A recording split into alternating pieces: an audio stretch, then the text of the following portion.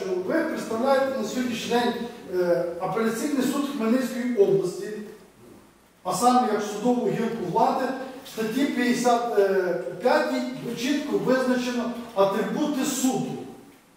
Такими атрибутами суду є 3 ваші посвідчення, ваша честь, як суддів, що чітко також записано в законі про судоустрій і статус суддів.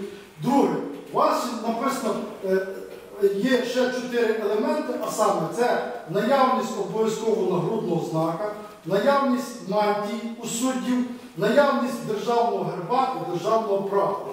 В зв'язку з тим, що на сьогоднішній день ви не забезпечили наявність такого елементу дуже важливого, як державного герба України, а цю вилку, яку ви на сьогоднішній день бачите, яка в 1993 році була тимчасово ухвалена як малий герб України, ви не забезпечили наявність герба України, державного герба, звертаю вашу увагу, в судовому засіданні, з тих підстав, а саме з відсутності державного герба, я заявляю вам відвід. Мало того, я забороняю без моєї участі розглядувати в будь-який час, в будь-який спосіб і виносити ухвалу після нарадчої кімнати.